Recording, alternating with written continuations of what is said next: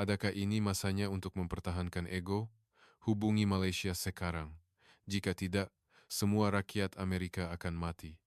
Perdebatan hangat berlaku dalam mesyuarat tidak rasmi di dalam Amerika Syarikat.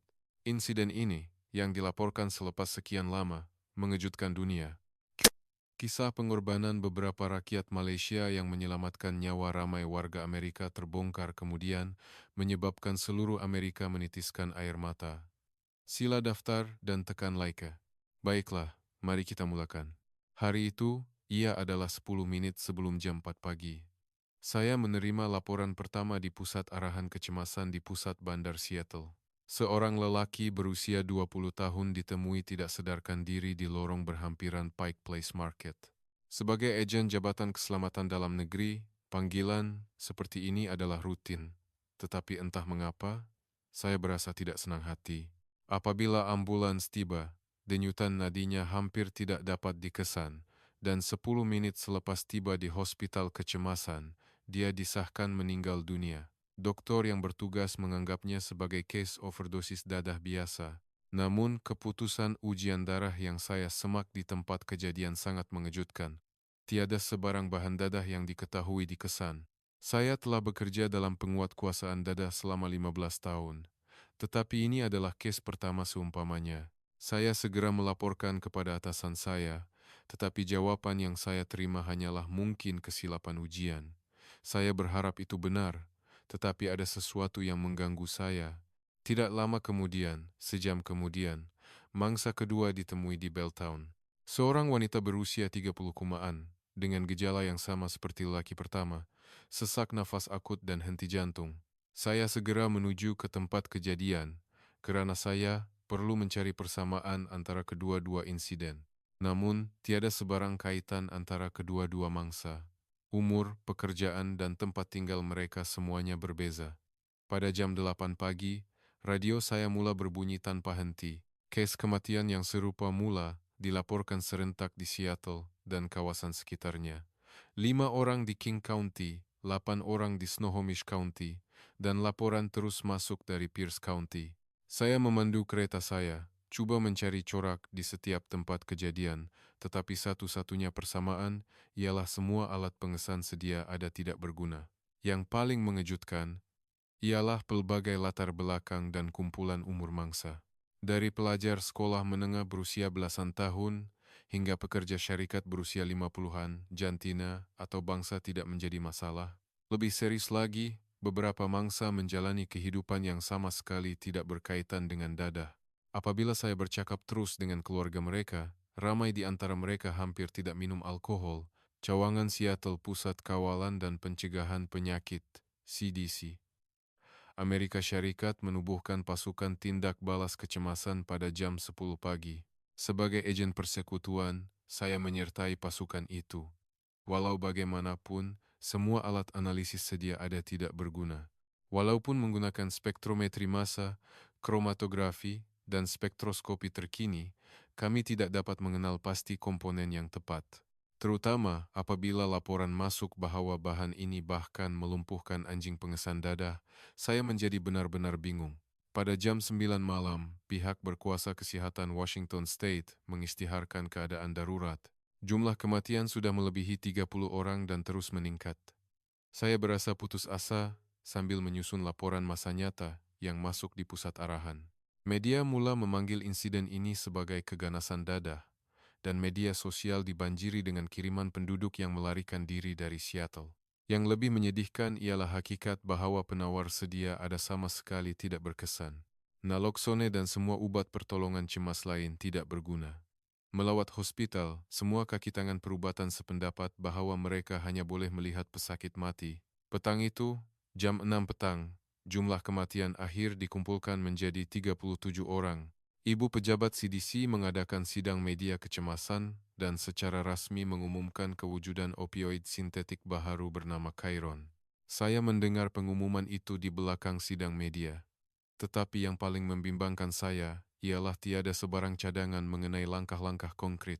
Ia adalah saat mereka secara rasmi mengakui bahwa semua sistem sedia ada telah dilumpuhkan.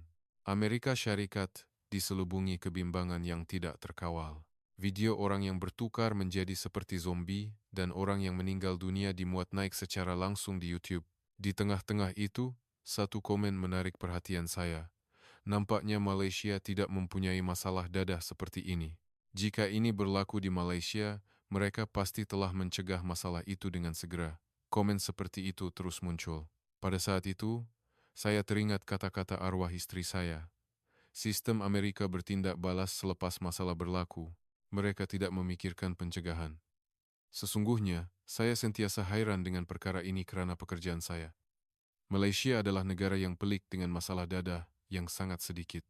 Masalah dadah yang melanda negara-negara lain hampir tidak berlaku di Malaysia. Tentu, saya pernah mendengar bahwa masalah mula timbul sedikit demi sedikit di Malaysia baru-baru ini, tetapi ia tidak setanding dengan tahap di Amerika Syarikat. Pada ketika itu, saya teringat tahun lalu. Hingga ketika itu, saya berharap kami boleh menjadi seperti Malaysia. Sekarang, ia tidak bermakna lagi, tetapi saya tidak dapat melakukan apa-apa selain mengenang masa itu. Dan keesokan harinya, jam 9 pagi, saya dipanggil segera ke Washington DC. Dikatakan bahwa mesyuarat tidak rasmi akan diadakan di sayap barat Rumah Putih dan bilik mesyuarat bawah tanahnya. Semasa saya turun dari kapal terbang dan menaiki taksi, berita terus melaporkan situasi di Seattle. Jumlah kematian telah meningkat kepada 43 orang dalam semalam, dan kes-kes serupa kini mula dilaporkan di negeri-negeri lain.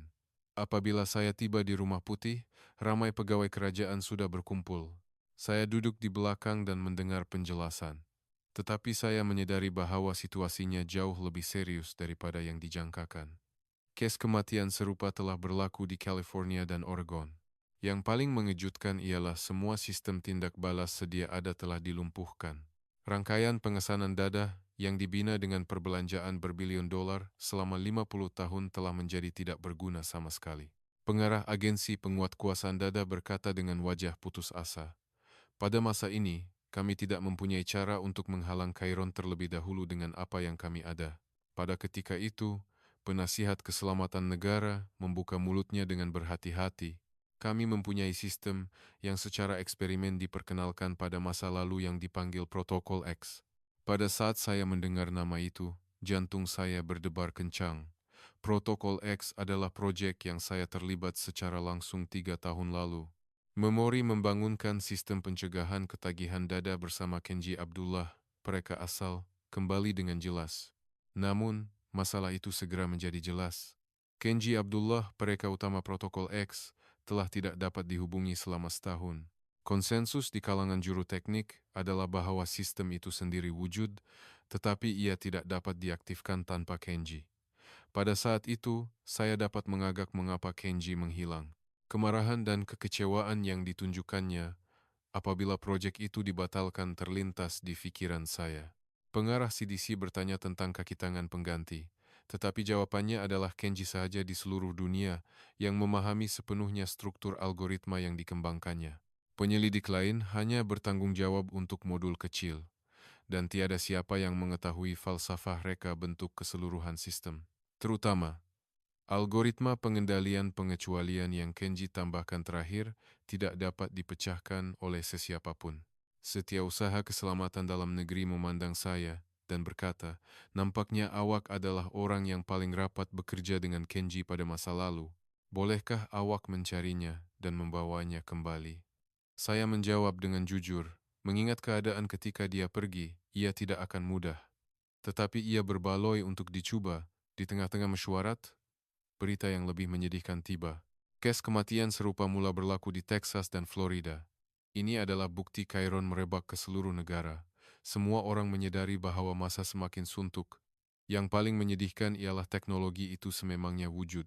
Protokol X telah mencapai hasil yang menakjubkan dalam ujian percobaan 3 tahun lalu. Ketepatan ramalan ketagihan dadah melebihi 98%. Dan kadar kejayaan rawatan melalui campur tangan awal adalah lebih dari 3 kali ganda sistem sedia ada. Namun, tanpa mereka, semua itu tidak berguna. Selepas mesyuarat, saya bercakap secara pribadi dengan penasihat keselamatan negara di koridor. Saya secara rasmi diberikan tugas untuk mencari Kenji. Tarikh akhir adalah seminggu. Jika saya tidak dapat memujuk Kenji untuk kembali dalam tempo itu, Amerika Syarikat akan tidak berdaya melawan Chiron. Malam itu, saya menyelidik file lama dan mula menjejaki Kenji. Hubungan terakhir adalah tepat 13 bulan yang lalu. Apabila proyek itu dibatalkan atas sebab politik, Kenji sangat marah. Dia mengkritik dengan tajam batasan sistem Amerika, membanting jawatan dan menghilang. Saya sentiasa menyesal karena tidak dapat menahannya sejak itu. Selepas mengesahkan melalui beberapa agensi perisikan, terdapat maklumat bahwa Kenji telah dilihat di suatu tempat di Oregon. Namun, lokasi tepatnya tidak diketahui. Saya memutuskan untuk menaiki penerbangan pertama ke Portland keesokan paginya. Semakin masa berlalu, semakin ramai orang akan mati. Saya perlu mencari Kenji, satu-satunya penyelesaian. Saya tiba di lapangan terbang Portland pada jam 11 pagi keesokan harinya. Semasa saya memandu kereta sewa ke bandar, saya memeriksa situasi terkini di telepon bimbit saya. Berita melaporkan bahwa jumlah kematian telah meningkat kepada 80 orang dalam semalam. Kini, kes kematian berkaitan Chiron mula dilaporkan di pantai timur. Situasi itu telah merebak hingga ke tahap yang tidak dapat dikawal. Saya mula-mula singgah di pejabat FBI di Portland untuk mendapatkan maklumat tambahan mengenai keberadaan Kenji. Agen yang bertugas berkata terdapat beberapa laporan dalam 6 bulan terakhir mengenai seorang lelaki Asia yang dilihat di selatan Oregon. Namun, identiti tepatnya tidak dapat disahkan. Maklumat yang paling menjanjikan datang dari sebuah pekan kecil berhampiran Salem. Beberapa penduduk tempatan melaporkan melihat seorang lelaki Asia memandu rumah motor kerap melalui pekan itu.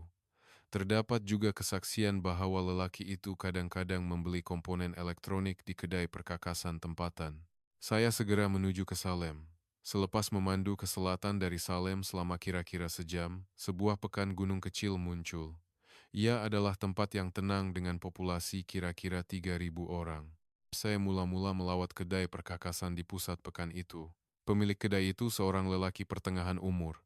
Dan apabila saya menunjukkan kad pengenalan agen persekutuan saya, dia mula bercakap dengan berhati-hati. Lelaki Asia itu telah melawat kedai itu secara berkala selama 6 bulan yang lalu. Dia kebanyakannya membeli komponen litar elektronik dan alat pemateri. Dia seorang yang kurang bercakap tetapi sopan. Maklumat yang paling penting ialah kesaksian bahwa lelaki itu nampaknya tinggal di sebuah rumah motor berhampiran kawasan pergunungan di sebelah timur pekan. Saya terus menyoal siasat penduduk pekan itu. Pekerja stesen minyak berkata lelaki itu datang untuk mengisi minyak 2 atau 3 kali seminggu. Dia sentiasa membayar tunai dan hampir tidak bercakap. Namun dia pernah bertanya tentang pelupusan sisa perubatan. Lewat malam itu, saya mula mengelilingi kawasan pergunungan di sebelah timur pekan. Sambil mendaki jalan gunung yang berliku, saya mencari jejak rumah motor. Selepas kira-kira sejam mencari, saya melihat sebuah rumah motor putih di antara pepohonan. Saya memberhentikan kereta saya dan menghampiri dengan berhati-hati. Beberapa rumah hijau vinil telah didirikan di sekeliling rumah motor itu. Saya mendengar bunyi seseorang sedang bekerja di dalamnya. Jantung saya berdebar kencang. Pikiran sama ada itu benar-benar Kenji, dan jika ya, bagaimana saya akan memujuknya bermain di pikiran saya. Terutama, memikirkan kemarahannya setahun yang lalu apabila proyek itu dibatalkan, saya tahu ia tidak akan mudah. Dari salah satu rumah hijau vinil, saya mendengar bunyi elektronik. Ia kedengaran seperti bunyi peralatan perubatan. Saya perlahan-lahan mengetuk pintu. Bunyi kerja di dalam berhenti, dan tidak lama kemudian, pintu dibuka. Dan di hadapan saya, Kenji Abdullah muncul. Kenji kelihatan terkejut apabila melihat saya. Tetapi tidak lama kemudian, pandangannya berubah menjadi dingin dan berhati-hati. Dia telah banyak susut berat badan dalam setahun, dan janggutnya juga tumbuh panjang. Dia memakai pakaian kerja, tetapi matanya, yang sentiasa kelihatan tajam dan penuh semangat, kekal sama. Saya memberi salam ringkas, dan bertanya sama ada dia mempunyai masa untuk bercakap. Kenji merenung saya seketika, kemudian mengisyaratkan saya untuk masuk ke dalam rumah hijau vinil itu. Di dalamnya terdapat pelbagai peralatan perubatan, tetapi kebanyakannya kelihatan seperti barang terpakai atau dibaiki daripada yang dibuang. Kenji bertanya mengapa saya datang. Saya menjelaskan situasi semasa dengan jujur. Saya memberitahunya bahwa dada baharu bernama Chiron sedang merebak ke seluruh Amerika dan semua sistem sedia ada telah dilumpuhkan. Saya menambah bahwa protokol X adalah satu-satunya penyelesaian. Reaksi Kenji adalah seperti yang dijangka. Dengan ekspresi sinis, dia berkata, "Kerajaan Amerika datang mencari saya sekarang." Dia menyindir, "Setahun yang lalu, mereka membatalkan proyek itu atas alasan kekurangan budget dan politik, dan sekarang apabila krisis melanda, mereka hanya meminta bantuan." Saya meluahkan perasaan pribadi saya.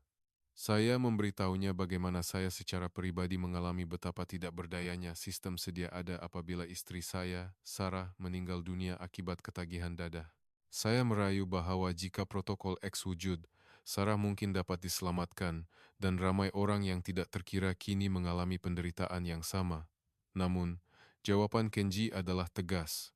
Dia berkata dia tidak mau berurusan dengan kerajaan Amerika lagi. Dan dia menambah bahwa dia berpuas hati dengan apa yang dia lakukan sekarang. Saya ingin tahu apa sebenarnya yang Kenji lakukan, tetapi saya pikir mencari keberadaannya sahaja sudah merupakan kejayaan besar, jadi saya memutuskan untuk tidak bertanya lebih lanjut pada hari itu. Keesokan paginya, saya melawat Kenji lagi. Sejujurnya, selepas kami berpisah, saya benar-benar ingin tahu apa yang dia lakukan sekarang. Apabila saya tiba berhampiran rumah motornya, Kenji sudah mulai bekerja di rumah hijau. Saya mendapat kebenaran untuk melihat tempat kerjanya. Terdapat peralatan yang lebih canggih daripada yang saya sangkakan. Penganalisis darah, pemutar emparan kecil, dan peralatan buatan sendiri yang belum pernah saya lihat. Semuanya kelihatan seperti dibuat daripada komponen peralatan perubatan terpakai yang dikitar semula. Apabila saya menunjukkan minat, Kenji mula menerangkan kerjanya. Dia berkata dia menganalisis secara individu penagih dadah di kawasan ini. Dia membaiki peralatan ujian darah yang dibuang oleh hospital dan mengumpulkan data biometrik penagih. Dia berkata dia memberi tumpuan khusus kepada kes-kes yang tidak bertindak balas terhadap perawatan sedia ada. Saya bertanya kepada Kenji tentang analisisnya mengenai Chiron. Saya bertanya sama ada dia pernah meneliti dadah baharu ini. Kenji teragak-agak seketika, kemudian menceritakan sesuatu yang mengejutkan. Dia berkata, melihat struktur kimia Chiron, kemungkinan besar ia dibangunkan di Asia Timur, terutamanya di Cina atau Rusia. Bahan analisis yang ditunjukkan oleh Kenji membuat saya meremang. Struktur molekul Chiron menunjukkan corak yang sama sekali berbeza daripada dada sintetik barat yang sedia ada. Dia menjelaskan bahwa ia mengandungi sebatian tertentu yang melumpuhkan dada berasaskan fentanyl, dan itulah sebabnya penawar sedia ada sama sekali tidak berkesan. Dia menambah bahwa reka, bentuk yang canggih seperti ini, tidak mungkin berlaku melainkan di makmal peringkat kebangsaan. Yang paling membimbangkan ialah Chiron, mungkin bukan sekadar dada baharu. Kenji berkata bahan ini nampaknya direka dengan sengaja untuk melumpuhkan sistem anti-dada Amerika. Analisisnya adalah bahwa ia mungkin telah dibangunkan secara strategik seperti senjata biokimia. Yang paling mengagumkan ialah pendekatan Kenji. Dia coba mencapai kesan maksimum dengan sumber minimum, tanpa bergantung pada sistem berskala besar atau budget kerajaan. Saya terkejut bahwa prestasi peralatan yang dibina daripada komponen terpakai lebih tepat daripada peralatan di hospital biasa. Kenji menunjukkan saya satu contoh. Data penagih wanita berusia 20-an yang dianalisisnya bulan lalu. Dia adalah seseorang yang dianggap hampir tidak mempunyai peluang untuk pulih dengan rawatan sedia ada. Namun, analisis Kenji mendapati bahwa dengan terlebih dahulu merawat gabungan nutrien tertentu dan ketidakseimbangan hormon, kadar kejayaan rawatan ketagihan dapat ditingkatkan secara drastik. Saya bertanya kepada Kenji, mengapa dia melakukan semua ini? Jawaban Kenji mengejutkan. Dia menjelaskan bahwa sistem Amerika hanya melihat data dan bukan manusia. Ia hanya mementingkan statistik dan kecekapan, mengabaikan situasi khusus setiap pesakit.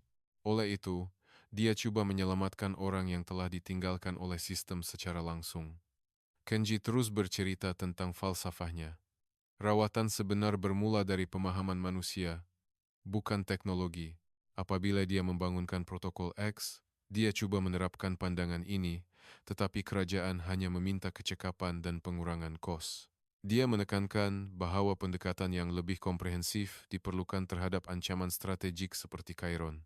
Pada ketika itu, buat pertama kalinya, saya merasakan saya memahami sebab sebenar proyek itu dibatalkan setahun yang lalu. Ia bukan sekadar masalah budget, tetapi konflik asas antara pendekatan berpusatkan manusia Kenji dan dasar kerajaan yang mengutamakan kecekapan. Kenji coba menyelamatkan semua penagih, tetapi kerajaan coba memilih hanya case yang mempunyai nisbah kos faedah yang tinggi. Pada waktu petang, Kenji membawa saya ke pusat bandar. Dia berkata dia menjadi sukarelawan di sebuah klinik kecil. Dia memberikan konsultasi percuma kira-kira sekali atau 2 kali seminggu. Klinik itu kebanyakannya dikunjungi oleh orang yang tidak mempunyai insurans atau penagih yang gagal dalam rawatan sedia ada. Melihat Kenji berunding dengan pesakit membuat saya sangat terharu. Dia mendengar dengan teliti situasi setiap individu dan menawarkan penyelesaian yang sesuai untuk mereka.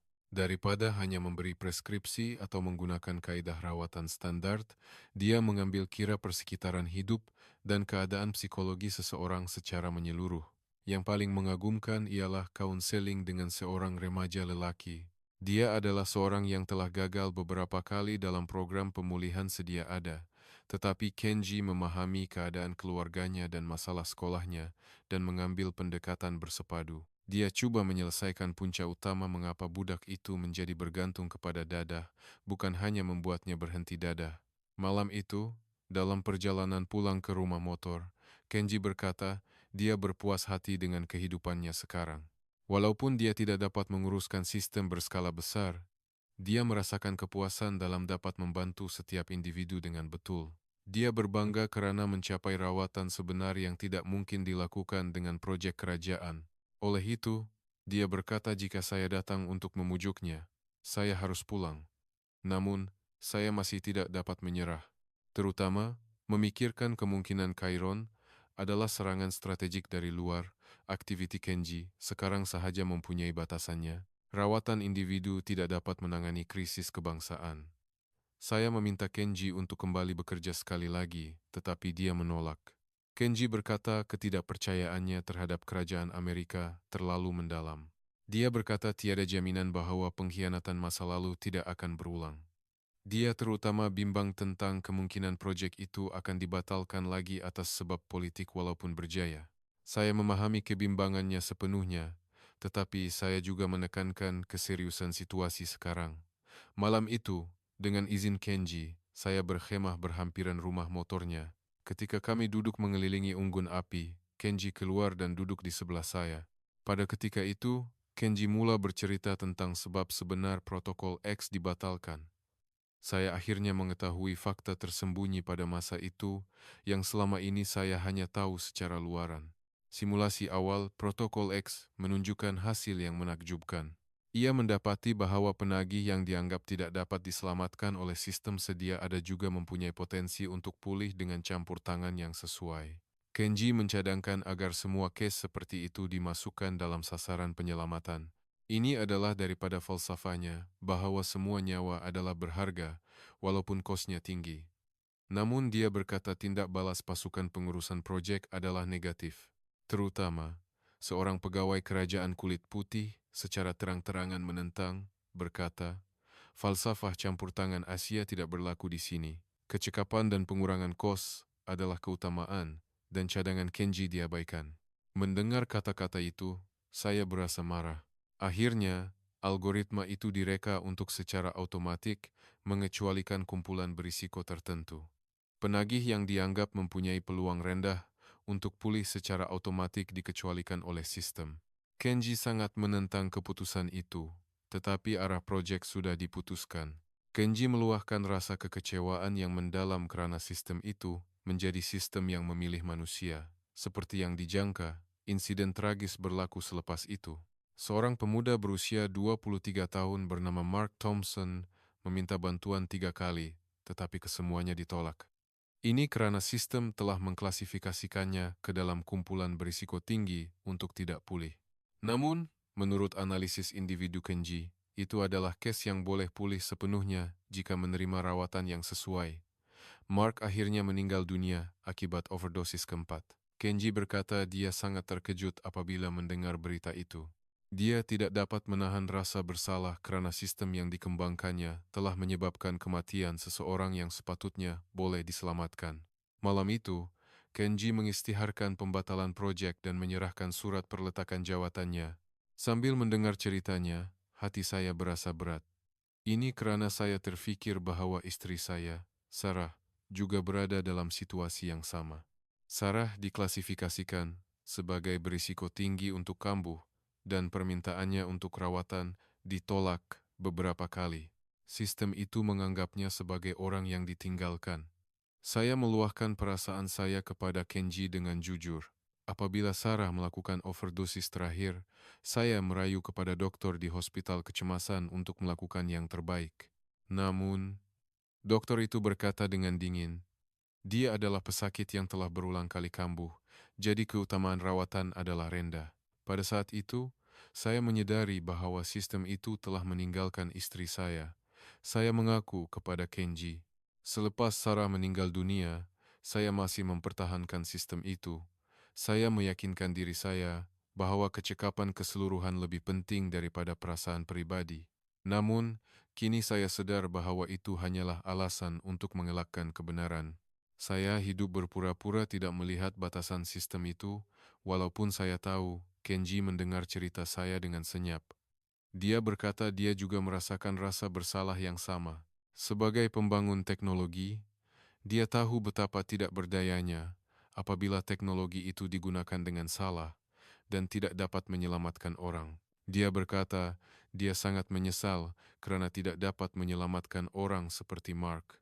Namun, Kenji berkata dia menemui ketenangan dalam apa yang dia lakukan sekarang.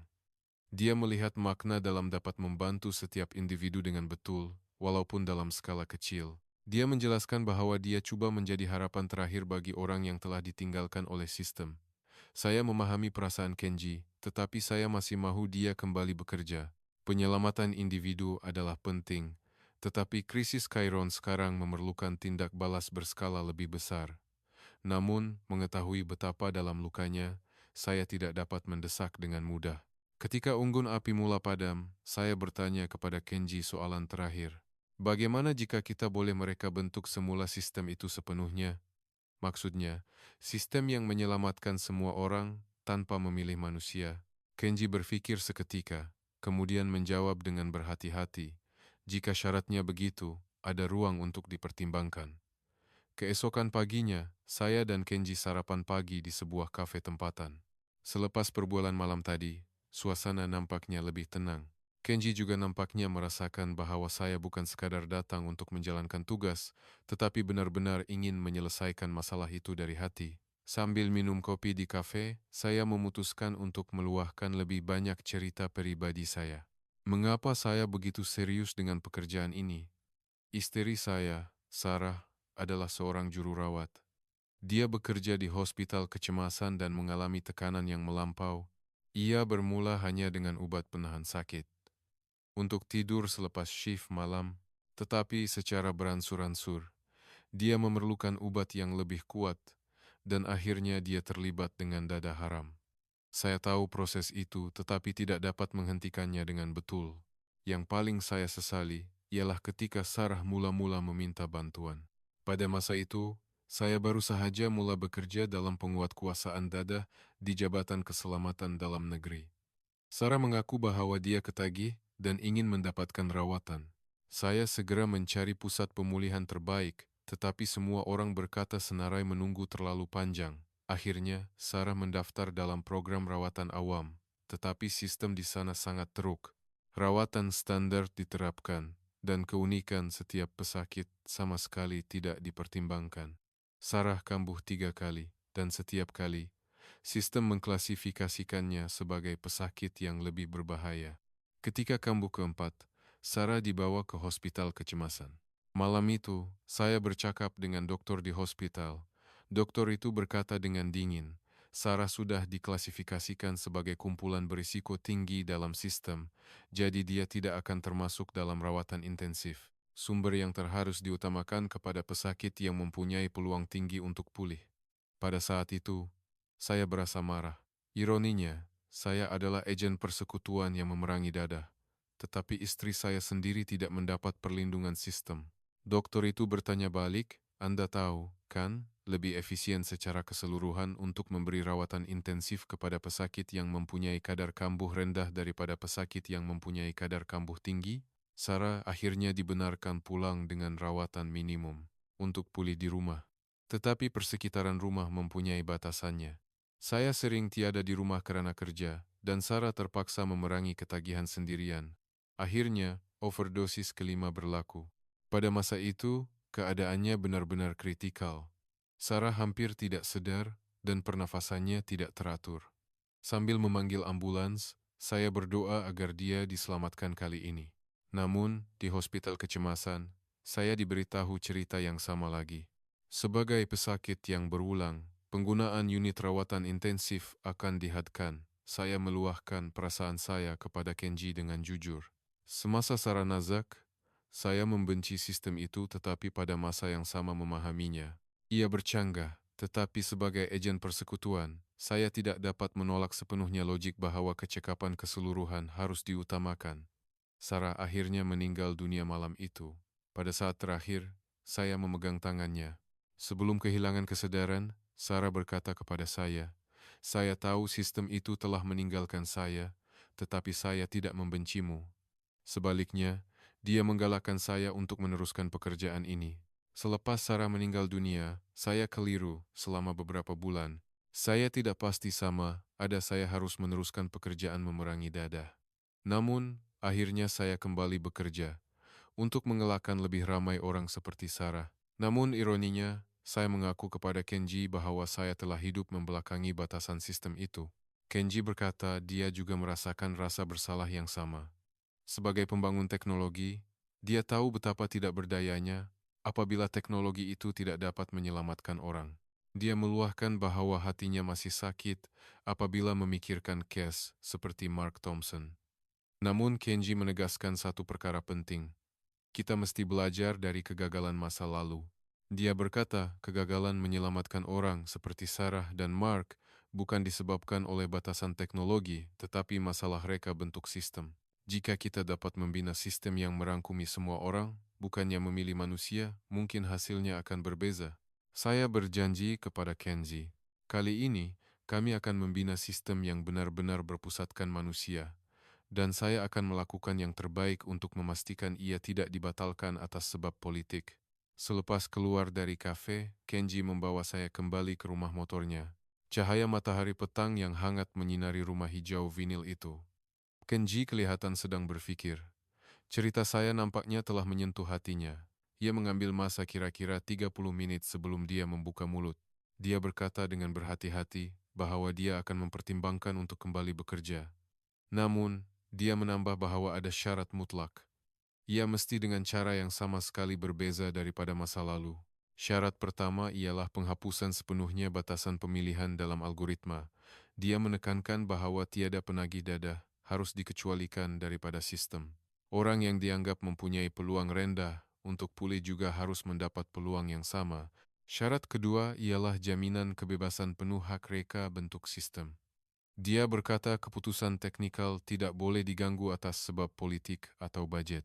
Sistem harus beroperasi berdasarkan bukti perubatan dan teknikal sahaja. Dan ada syarat ketiga, yang paling penting, pengenalan laluan campur tangan gaya Malaysia dan protokol yang mengutamakan rawatan.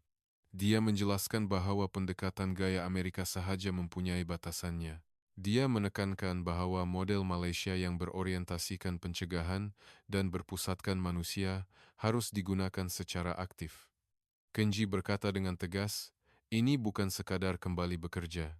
Ini adalah syarat untuk membina semula sistem yang sama sekali baharu dari awal. Maksudnya, ia bukan pada tahap memindah protokol X yang sedia ada. Saya mempertimbangkan setiap syarat Kenji satu persatu. Semuanya adalah tuntutan yang munasabah dan perlu. Namun, saya tidak pasti sama ada kerajaan akan menerimanya. Terutama, bahagian mengenai kerjasama dengan Malaysia boleh menjadi isu politik yang sensitif. Kenji nampaknya merasakan kebimbangan saya, menambah.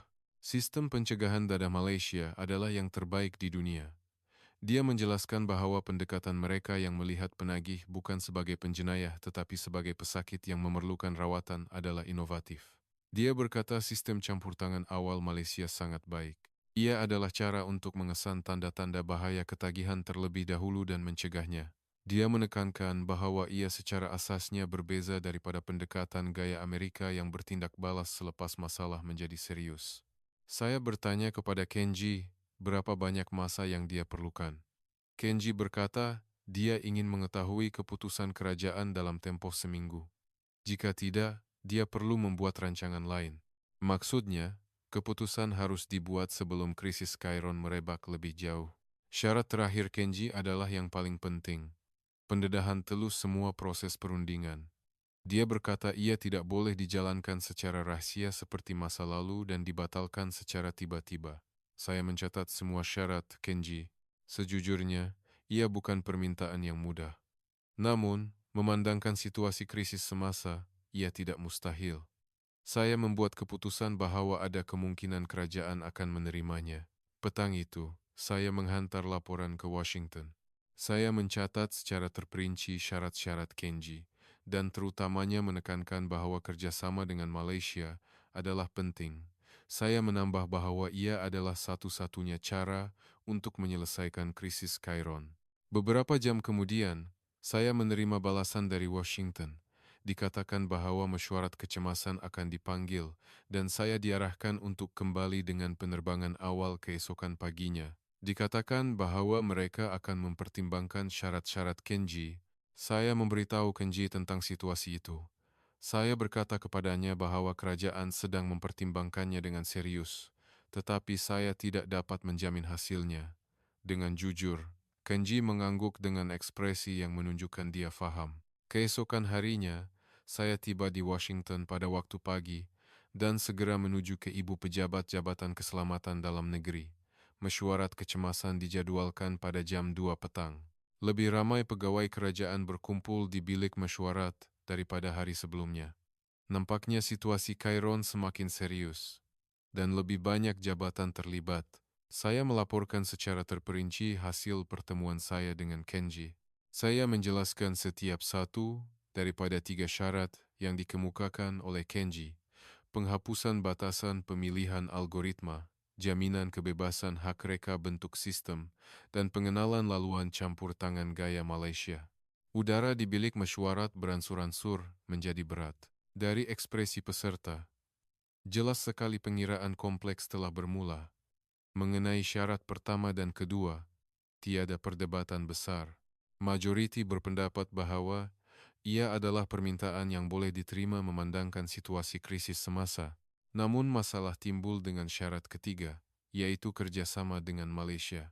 Pegawai dari Kementerian Kesihatan dan Kebajikan mula menentang keras, terutama pengarah kaki tangan dari Jawatan Kuasa Kesihatan Senat segera menyatakan bantahan. Yang paling lantang membantah ialah Timbalan Setiausaha Kementerian Kesihatan dan Kebajikan.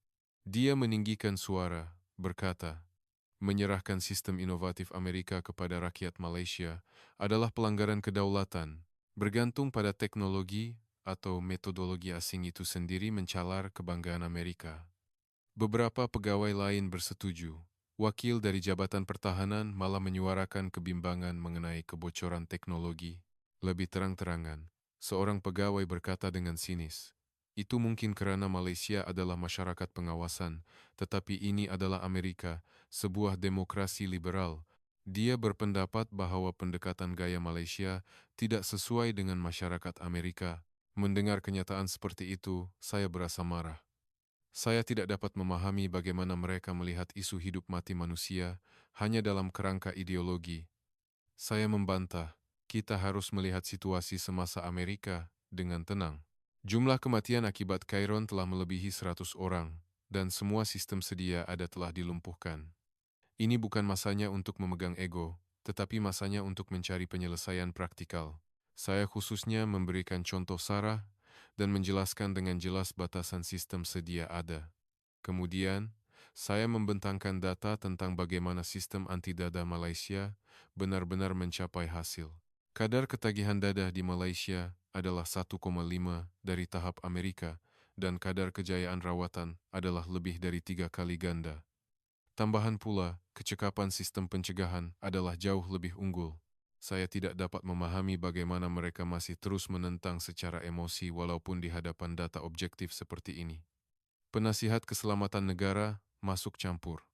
Dia sekali lagi menekankan keseriusan situasi semasa.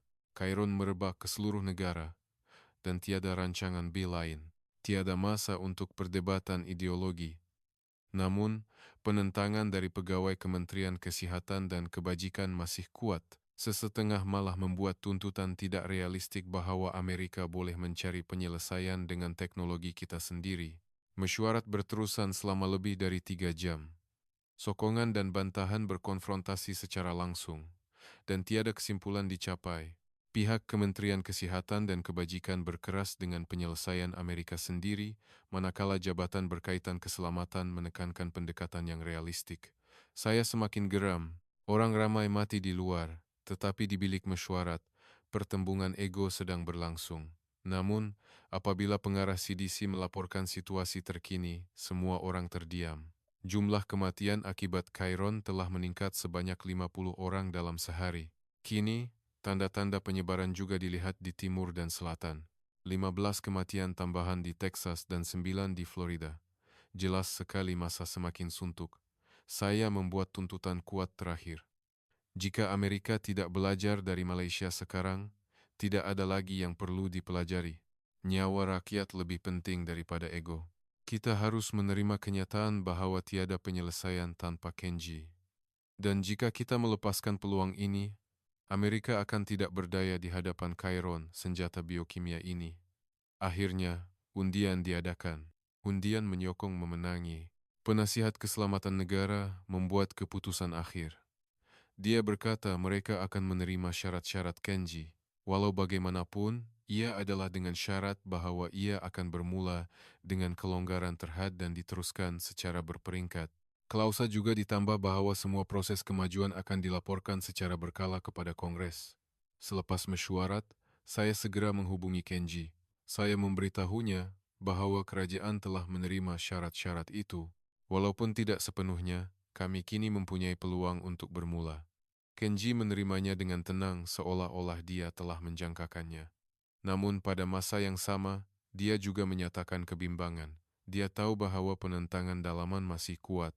Dia menjangkakan bahwa halangan akan terus berlaku semasa proses proyek. Itulah sebabnya dia menekankan bahwa jaminan yang lebih kukuh diperlukan. Dia khususnya berkata adalah penting untuk membina saluran rasmi dengan kerajaan Malaysia. Saya berjanji kepada Kenji, saya akan melakukan yang terbaik untuk memujuk atau mengawal pihak penentang dalaman. Dan saya menambah bahwa saya sendiri akan bertanggung jawab untuk membina saluran kerjasama dengan Malaysia. Selepas panggilan telepon dengan Kenji berakhir, saya segera mula membina saluran kerjasama dengan Malaysia. Mula-mula, saya menghubungi Biro Asia Timur dan Pasifik Jabatan Negara dan meminta hubungan rasmi dengan Kerajaan Malaysia. Saya menekankan urgensi situasi dan menjelaskan bahwa kerjasama peringkat tertinggi diperlukan.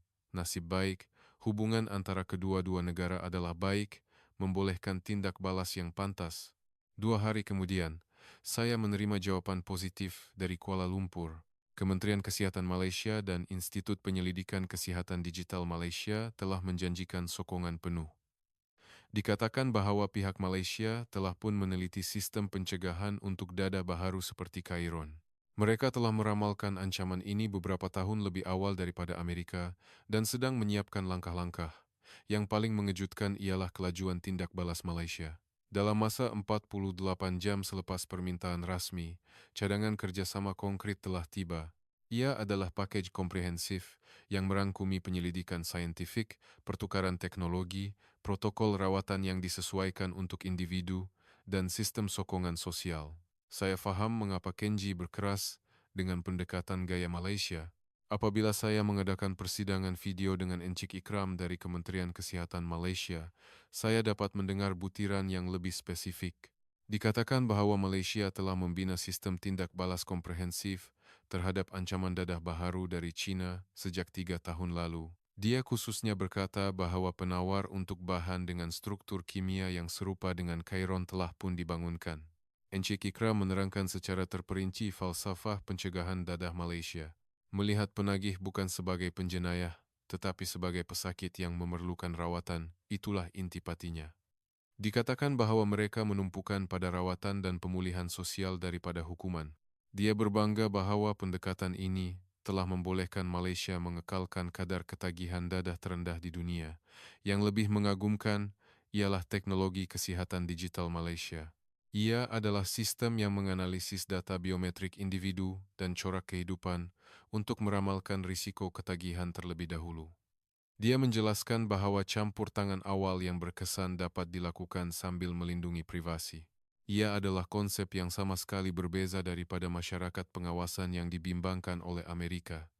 Pihak Malaysia menawarkan untuk menghantar pasukan pakar ke Amerika. Dr.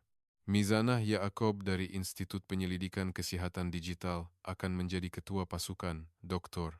Mizanah adalah pakar bertaraf dunia dalam bidang rawatan ketagihan yang diperibadikan. Dikatakan bahwa dia mempunyai pengalaman penyelidikan bersama dengan Kenji pada masa lalu. Tempoh persediaan adalah seminggu. Sebelum pasukan Malaysia tiba di Amerika, kami perlu menyelesaikan reka bentuk sistem asas dengan Kenji. Saya sekali lagi menuju ke Kenji. Kali ini, dengan sokongan rasmi kerajaan, kami dapat melaksanakannya dengan cara yang jauh lebih sistematik.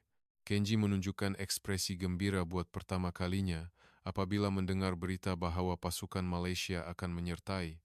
Dia sangat gembira dapat bekerja dengan Dr. Mizanah. Dikatakan bahwa falsafah mereka saling serasi semasa penyelidikan bersama yang lalu. Terdapat empati terhadap pendekatan berpusatkan manusia. Kenji mula mereka bentuk asas protokol X baharu di bilik kerjanya di rumah motor. Kali ini, ia adalah pendekatan yang sama sekali berbeza dari masa lalu. Algoritma yang mengutamakan keterangkuman daripada kecekapan.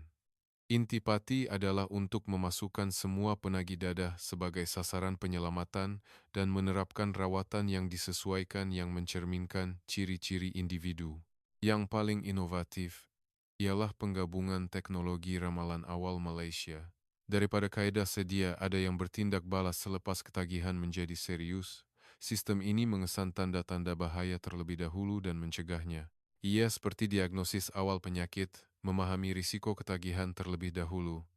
Seminggu kemudian, pasukan pakar Malaysia, termasuk Dr. Mizanah, tiba di Seattle. Pasukan itu terdiri daripada 8 orang, termasuk pakar analisis data, kaki tangan perubatan, dan pekerja sosial, sebuah pasukan multidisiplin. Mereka adalah orang yang mempunyai keupayaan peringkat tertinggi dalam bidang masing-masing. Pertemuan semula Dr. Mizanah dan Kenji sangat menyentuh. Setelah 3 tahun berpisah, mereka mula bekerja sama secara semula jadi seperti rakan sekerja lama. Teknologi yang dibawa oleh pasukan Malaysia sungguh menakjubkan.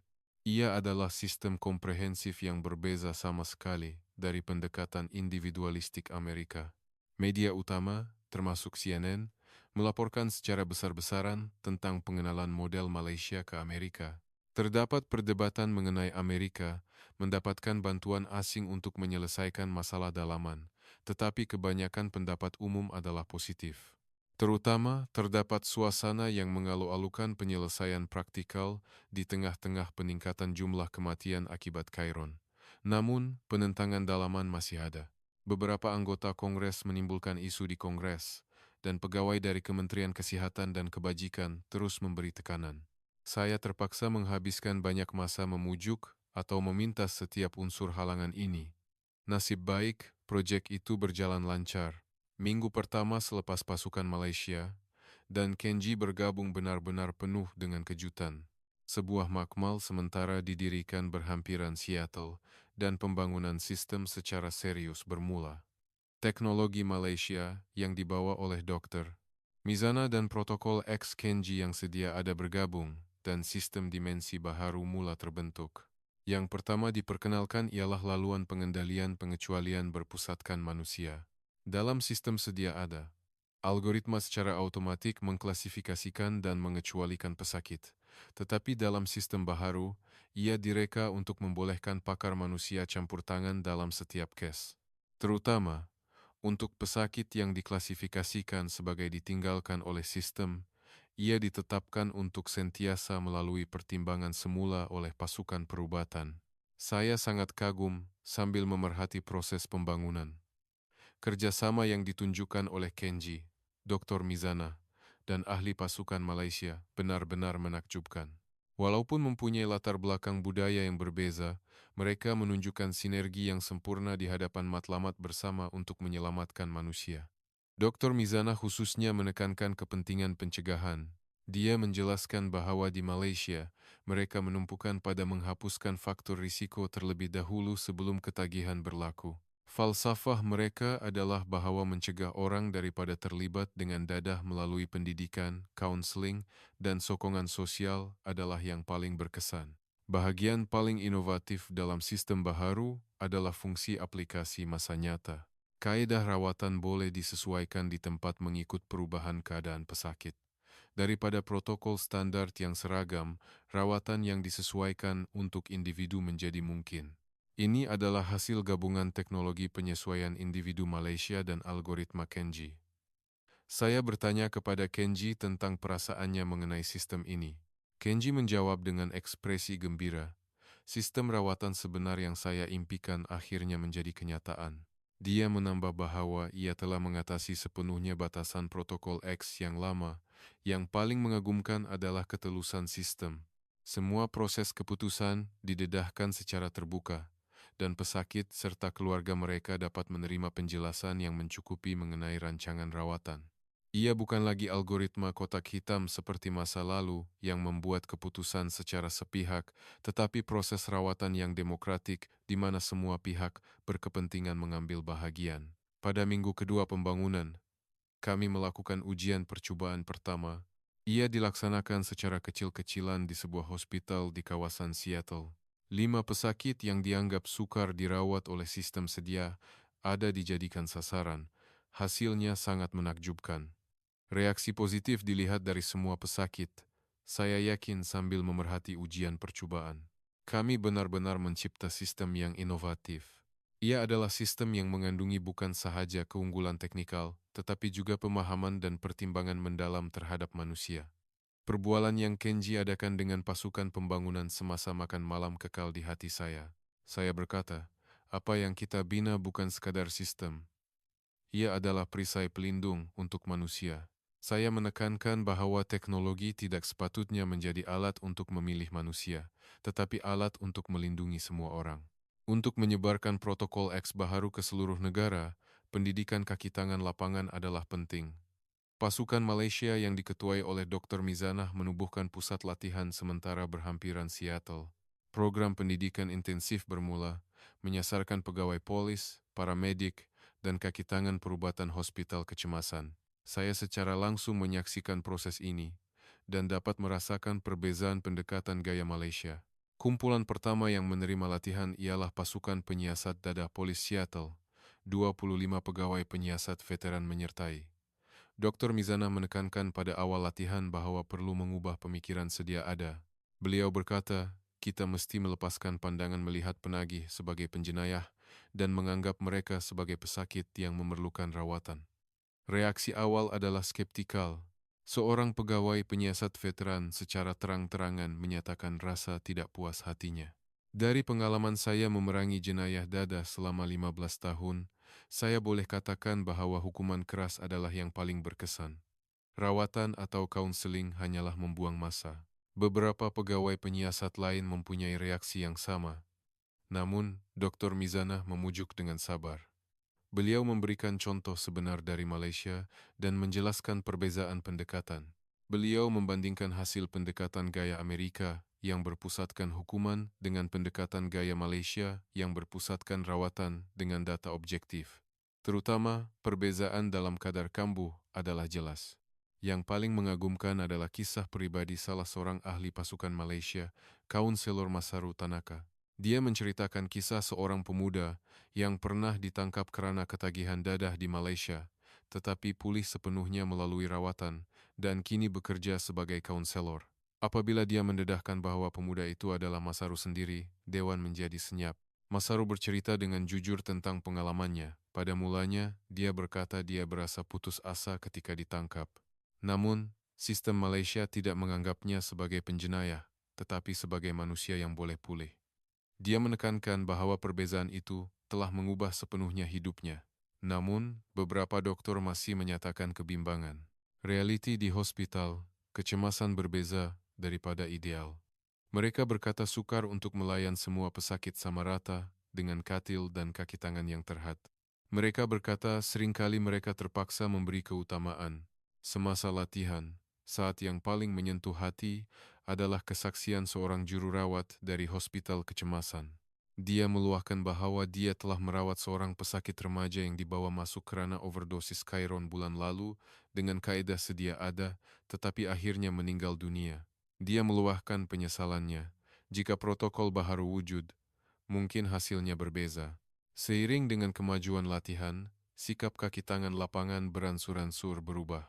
Walaupun pada mulanya skeptikal, mereka mula mengakui kemungkinan pendekatan baharu apabila mereka didedahkan kepada contoh dan data konkret. Terutama, penjelasan ikhlas dari ahli pasukan Malaysia memainkan peranan besar. Pada hari terakhir minggu lepas, saya menjalankan tinjauan ringkas kepada peserta. Sungguh menakjubkan, lebih 80% responden berkata mereka ingin mencoba cara baharu. Walaupun tidak sepenuhnya yakin, mereka menunjukkan kesediaan untuk mendekatinya dengan fikiran terbuka. Setelah latihan tamat, akhirnya tiba hari pengenalan praktikal pertama protokol X baharu.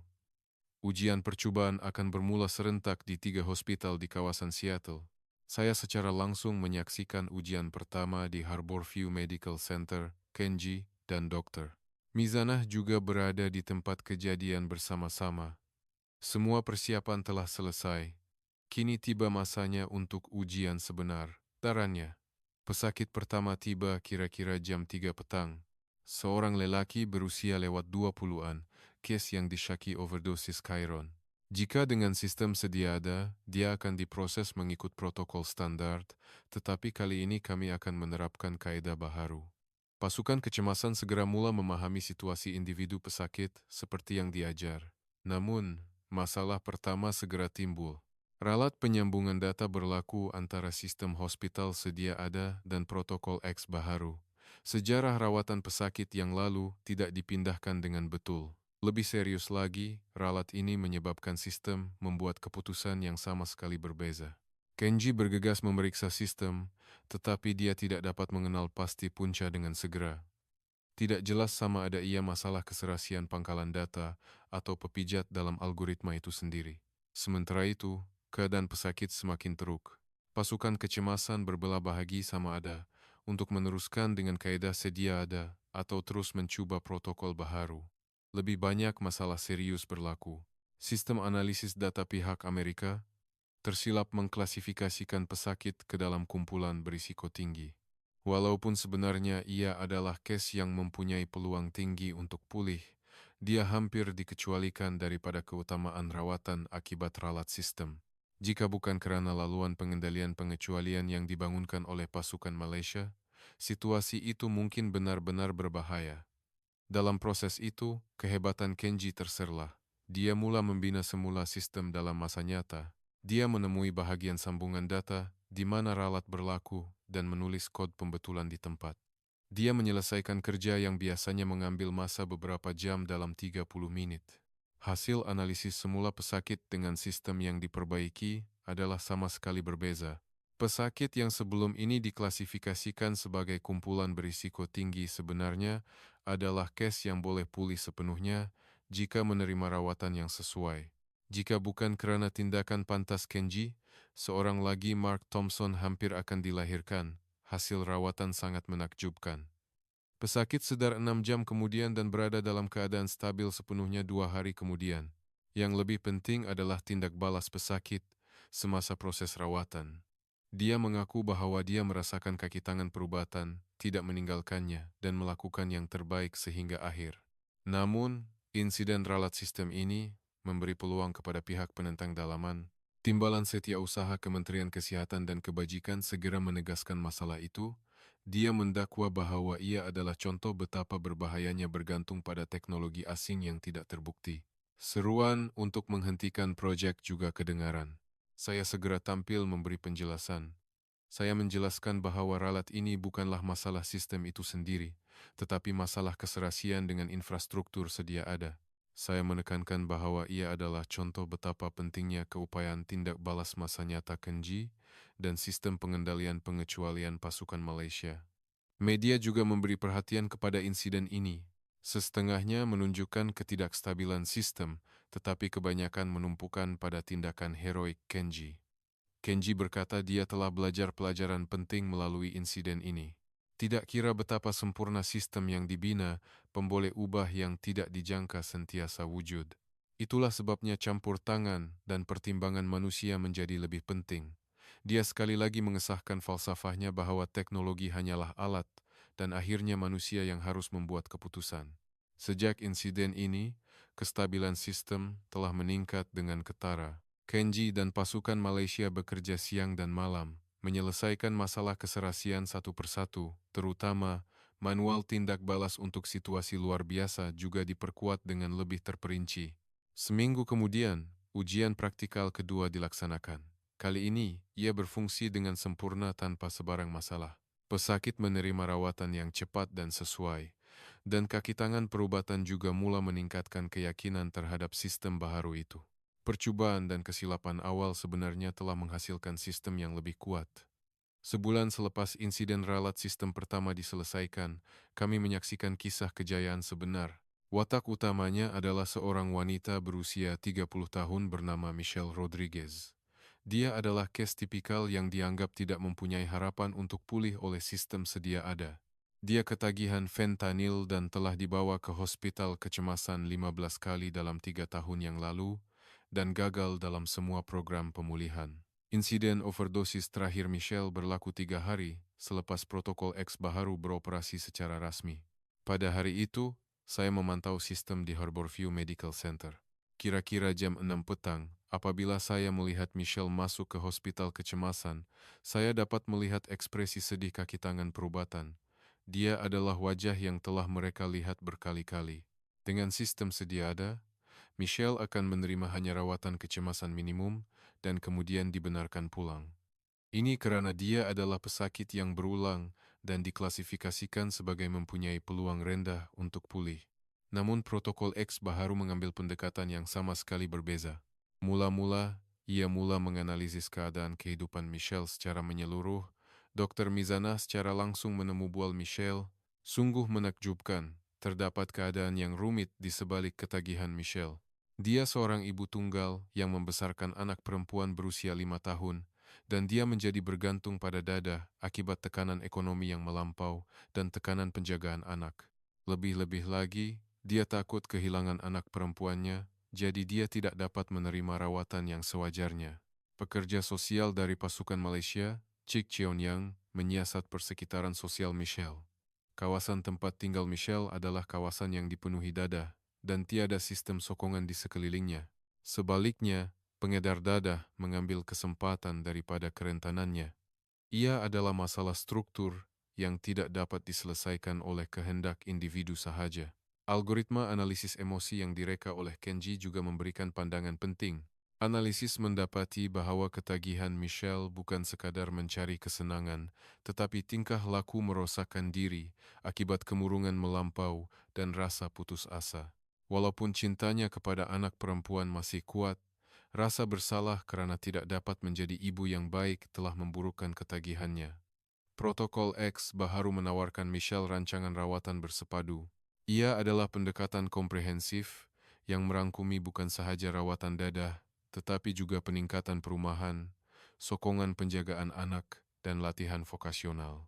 Terutama, ia memutuskan bahwa memastikan persekitaran yang selamat di mana dia boleh tinggal bersama anak perempuannya adalah titik permulaan rawatan. Pada mulanya, Michelle skeptikal. Dia telah mendengar janji yang tidak terkira banyaknya sebelum ini, tetapi semuanya tidak ditepati. Namun, pendekatan pasukan Malaysia berbeza. Daripada janji-janji besar, mereka secara pasti merealisasikan perkara kecil satu persatu. Langkah pertama adalah untuk menyediakan perumahan sementara untuk Michelle dan anak perempuannya. Dengan kerjasama Bandar Seattle dan Kerajaan Tempatan, sebuah pangsa puri yang bersih dan selamat disediakan. Masalah tadika anak perempuannya juga diselesaikan. Persekitaran yang membolehkan Michelle menumpukan pada rawatan diutamakan. Langkah kedua adalah rawatan perubatan. Namun, bukannya program standar yang seragam, rawatan yang disesuaikan untuk situasi individu Michelle disediakan. Terutama, rawatan untuk kemurungan dan gangguan kebimbangan dijalankan secara selari. Ia adalah keputusan bahwa rawatan permukaan tidak akan bermakna, melainkan punca utama ketagihan diselesaikan. Yang paling penting dalam proses rawatan adalah pemulihan harga diri Michelle, dokter. Mizanah berulang kali berkata kepada Michelle, "Anda adalah ibu yang hebat. Anda adalah orang yang cukup berharga hanya dengan cinta Anda kepada anak perempuan Anda." Perubahan dalam pemahaman bahwa ketagihan bukanlah kecacatan moral individu, tetapi penyakit yang boleh dirawat adalah intipati. Perubahan yang menakjubkan bermula pada minggu ketiga rawatan. Michelle buat pertama kalinya berjaya menghabiskan seminggu tanpa menggunakan dadah. Ia adalah kejayaan kecil, tetapi ia memberikannya keyakinan yang luar biasa. Dia menangis gembira karena dapat bermain di taman bersama anak perempuannya. 6 minggu kemudian, apabila saya bertemu Michelle lagi, saya merasakan saya melihat orang yang sama sekali berbeza. Matanya bersinar, dan senyumannya juga semula jadi. Yang paling mengagumkan adalah penampilannya yang gembira ketika bersama anak perempuannya. Dia telah dibebaskan dari rasa bersalah masa lalu, dan secara beransur-ansur mengambil semula peranannya sebagai ibu sebenar. Kata-kata Michelle dalam temu bual media kekal di hati saya. Sistem ini melihat saya sebagai manusia. Ia menganggap saya sebagai manusia yang boleh pulih, bukan sebagai penagih dadah yang dilabel. Dia menekankan bahwa perbezaan itu telah mengubah sepenuhnya hidupnya. Kisah Michelle menjadi kisah pemulihan penuh pertama protokol X Baharu. Ia dipanggil Pulih 05 dan menjadi simbol harapan untuk pesakit lain. Ia adalah saat di mana sesuatu yang dianggap mustahil dengan sistem sedia ada menjadi kenyataan. Apabila kisah kejayaan Michelle dilaporkan, perhatian kebangsaan tertumpu, namun hasil yang paling menakjubkan muncul selepas itu. Di Seattle dan kawasan sekitarnya di mana protokol X Baharu sedang diuji, kadar ketagihan dada mula menurun secara mendadak. Saya menyaksikan perubahan yang luar biasa sambil melihat laporan statistik mingguan. Namun, perubahan yang paling bermakna berlaku di lapangan. Kesaksian kaki tangan perubatan yang bekerja di hospital di kawasan Seattle menunjukkan hal itu. Seorang dokter hospital kecemasan berkata dalam temu bual, "Dulu, saya berasa putus asa setiap kali melihat pesakit ketagihan, tetapi sekarang saya mempunyai harapan." Malam itu, saya melawat Kenji dan mengucapkan terima kasih dari lubuk hati saya. Kenji menghulurkan saya kopi sebagai ganti salam. Saya menghirup kopi dan terkejut. Kenji memberitahu saya bahwa ia adalah kopi campur Malaysia, dan tersenyum, saya akhirnya dapat merasakan kemanisan. Dia berkata sebelum ini, hatinya sentiasa sakit, jadi dia hanya boleh minum kopi pahit. Saya berasa sedih mendengar kata-kata Kenji, tetapi saya hanya membalas senyumannya, bersyukur atas kebahagiaan yang telah dia temukan semula. Saya merasakan bahwa masa depan yang akan saya hadapi bersama Kenji kini penuh harapan,